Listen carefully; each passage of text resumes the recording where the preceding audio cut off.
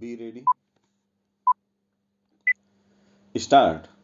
The statutory character of the body and the composition of its membership are in themselves evidence of the government's desire that there should not be too much departmental interference with the internal affairs of the universities, while at the same time ensuring that proper standards are maintained and some of the glaring defects of university education removed. I am sure you will agree with me that if the Indian universities have today fallen into comparative disrepute, much of the responsibility lies with the universities themselves. Their administration has, in many cases, become slack and standards impaired through mainly non academic causes, into the details of which I need not go. However, since the Inter-University Board has raised objections, I felt it desirable to summon a conference of vice chancellors and education ministers and find out what they base their objections on.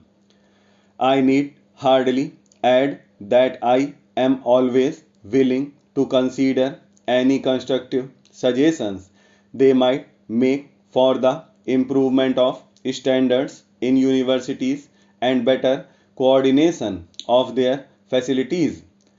I assume that we have met with a common objective, which the reform of university education with a view to making the universities agencies of national regeneration in independent India. I have made a passing reference to the fact that universities do not today enjoy the public esteem accorded to them in the past. The reasons for this are many, but two may be especially mentioned. One is the largely academic character of the instruction in the universities, which instead of developing the personality of the student and enabling him to make a place in society for himself, often converts him into a misfit who adds to the number of the unemployed, if not the unemployable. The other is that even the standards of academic education have fallen so much that persons who have reached the highest stage are not only ill informed and ill educated about the affairs of the world, but are sometimes ignorant of the elementary things in their own fields of study. Inefficiency and corruption, which have also crept into some of the university administrations, have contributed to the public's loss of confidence in them. While no one is more keenly conscious of the defects of the present position, I should at the same time like to say that I do not believe that a sweeping condemnation of the universities and university education is justified right today. I must also point out that not all the present defects of the universities are due to faults of the staff or the administration. Many of them are a direct outcome of the system which has been set up.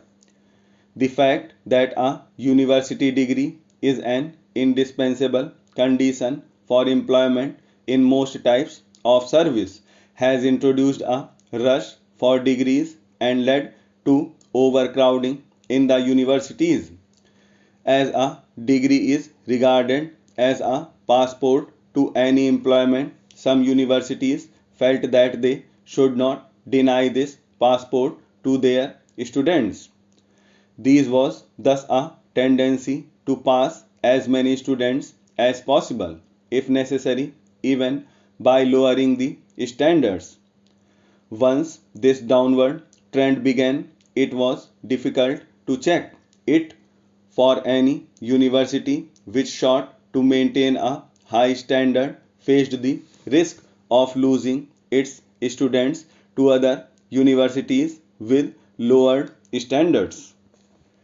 The fact that degrees are essential prerequisites for employment had an undesirable effect on students as well.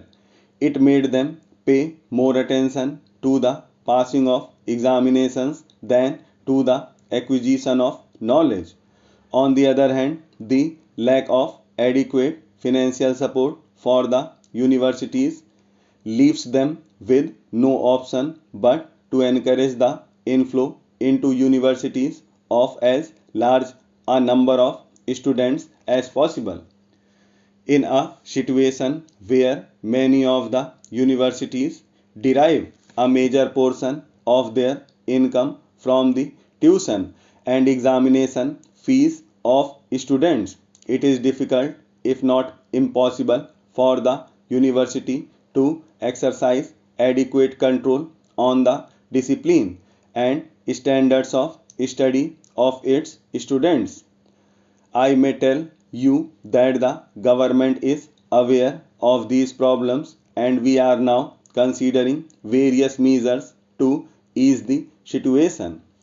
In many countries, the possession of a degree is not an essential condition for employment in government service. We are therefore also considering whether a change can be made in our present practice.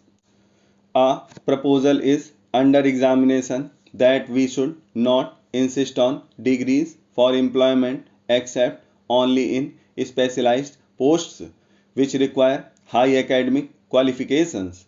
This can be done only if we are able to devise some alternative method of recruitment to different types and grades of public service which will be objective, flexible, and free from the defects of the present system. I have mentioned that one defect of the existing system of university education is its abstract and academic character. This in itself would not have been so serious a defect in a country with a different social background. University education must in any case involve a high degree of specialization and coordination. Unfortunately, in India, this emphasis on the intellectual and academic aspect has been missing.